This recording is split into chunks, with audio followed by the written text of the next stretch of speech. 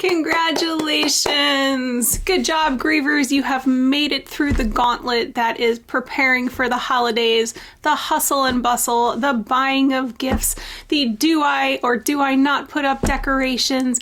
You made it through Christmas Eve. You have made it through Christmas Day. Good job, guys. Except you're not done yet. There's still one more thing to go, and that is New Year's. Stick around and we will talk about that today.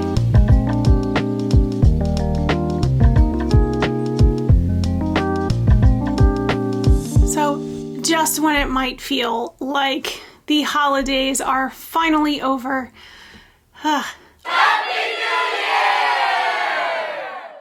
along comes New Year's with all of its promises of goals and resolutions and things we're going to accomplish, and even worse, reflecting on the past year, which for those of us in grief obviously sucks. So let's talk about why New Year's is so difficult for grieving people. Why, if you know someone who is grieving, you should check in on that person, because New Year's can sometimes be just as difficult as the actual holidays themselves. Sometimes New Year's can be even more difficult than some of the holidays that come right before it. So, first of all, New Year's kind of continues that tradition of bringing up memories of the person that you lost and loved. You know, you went through all of the holidays thinking about all of those memories and thinking about, all those days without them. Now you have to do the same thing for either New Year's Eve or New Year's Day. Maybe you had plans with that person or certain traditions or things that you usually did with that person, and those days can be a huge trigger for grieving people. So how else might you be having trouble with New Year's? It's a very, very social holiday. So a lot of times Christmas or, the holidays that come before New Year's, for some people, they're kind of quiet, reflective, family kind of events. For other people, they get together with friends and things like that. But New Year's Eve has that kind of like party quality to it where, a lot of people go out and hang out with friends and it's a big celebration.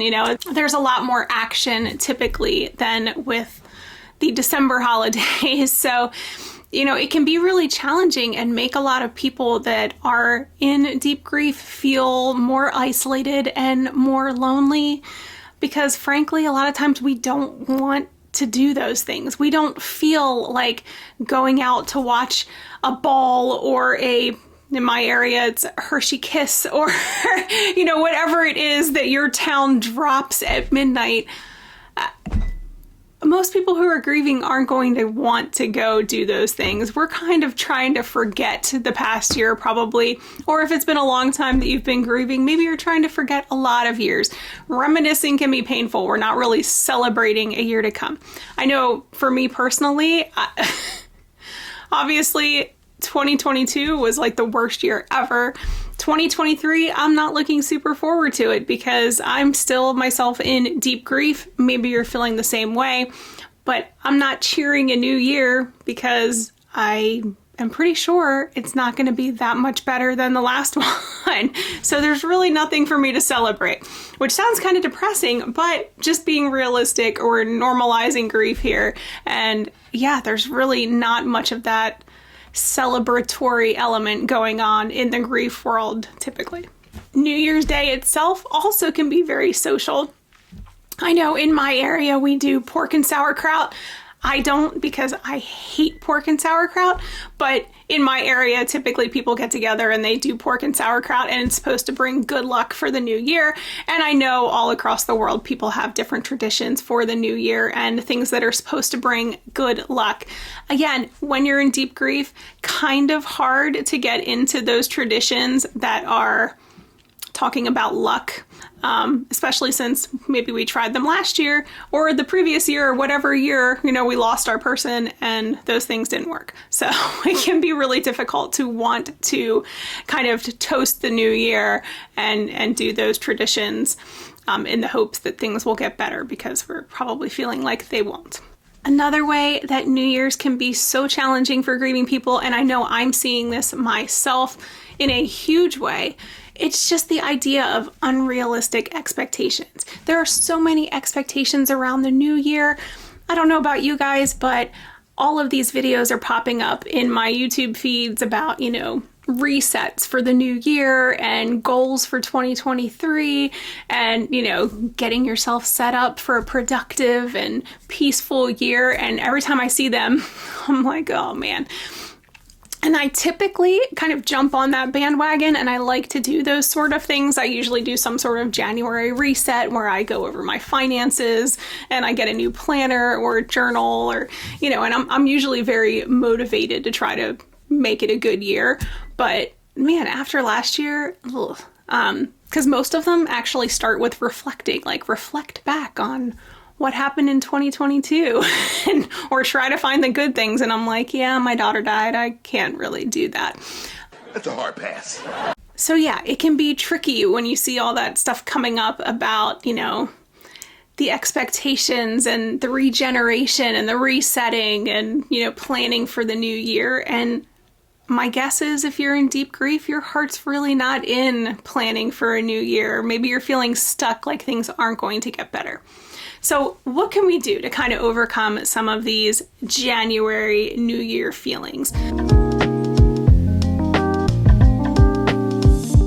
The first thing is, if you are feeling lonely, if you're feeling isolated and you don't want to feel that way, try reaching out to friends, families. If you have a counselor, you could try a counselor. Perhaps you could try a grief group in the new year. If you're more introverted like I am, and a lot of times I just don't feel like going out with other people and being social. It drains my energy, drains my battery. I recharge much more from relaxing on my own, curling up with a good book and a cup of hot chocolate. But if you are someone who gets your battery charge, gets your energy from being around other people, reach out to other people. There are so many people that would love to have you involved in their New Year's plans, I'm sure, or you could create some new plans for yourself if you feel like you need to have the comfort of other people around you for those days coming up. If not, it's totally fine to do your own thing. So it is okay to say no to plans, and it is okay to just hunker down under that blanket with that hot chocolate, watching Netflix, reading a book, doing whatever it is that is comforting for you. So it's all about you taking care of yourself, doing what you need to do and what your gut is telling you to do. As far as the expectations go, really try not to have big expectations for yourself for the new year. It's just another day. Honestly, New Year's is just another day. You don't have to make grand, magnificent plans for the new year if you don't want to. You can just make your plan for the year to survive, to get through your days. And that is totally, totally fine. My plans for the new year are very, very small compared to what they normally are. I did a reset and again, just kind of went over my finances, took stock of where everything was, and I just sort of have a system where I plan out how I'm going to spend things for the year. So I did that this week. I did get myself a new planner and set up my new planner for this year. But again, no huge goal setting or anything like that. A lot of times I try to pick kind of like a theme for the year, something that I'm going to try to keep in the back of my mind. This year that was kind of blown out of the water because normally there's something about, like achieving your goals or working hard or something like that, it tries to motivate me or pump me up to get things done. This year, I'll actually read you my quote for this year.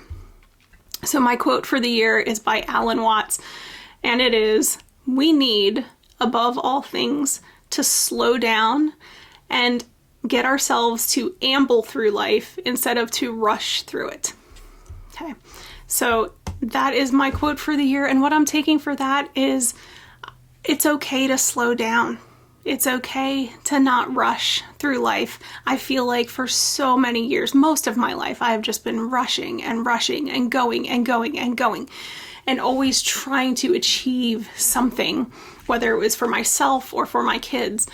This year is all about pulling back and just trying to do things that I enjoy, trying to relax more, trying to appreciate everything that's around me, try to appreciate those quiet moments, and not rush through my grief, not rush through my life, not rushing through, grieving mommy and the business and things like that. I'm just kind of trying to take it easy.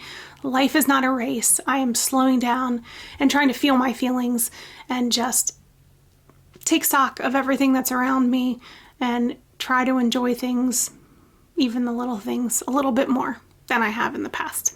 So again, you can pick something for yourself. You can say, screw it. I don't need any sort of plan or motto or quote to live by this year. I'm just going to do me. I'm just going to get through, and that is totally fine. Okay, so again, if you know someone who's grieving, check up on them in the new year. Just see how they're doing. As always, don't expect a quick return or reply. We appreciate you reaching out to us. We appreciate people who care. You have no idea how much it means. Sometimes it can get overwhelming, especially over the holidays, when you have a ton of people who are, emailing or texting or calling you and sending you messages, and it's just like, trying to get back to everyone can be very overwhelming. But please know that you are appreciated, and it does mean so much just knowing that people are thinking about you. So reach out to the people that you know who are grieving. If you are grieving and you need support, please reach out. Again, I have my virtual child loss support group. So if you have specifically lost a child, we would love to have you join us in that. We get together on Thursdays just to kind of chat and talk about our weeks and how we're doing and how we're feeling. Just very low key. And if you need more support, if the holidays were really rough for you, please reach out to a counselor. Try to find a grief group if you can, either online or in person, and really just get the help that you need, because it's always good to have that support. All right, I hope everyone has the best new year that you can. Don't put those expectations on yourself. Just take care of yourself. Listen to your gut. Listen to your heart. Remember those loved ones fondly. Try to have those good memories along with the sad ones, and just do the best you can do. Thinking about all of you, sending love and hugs as always.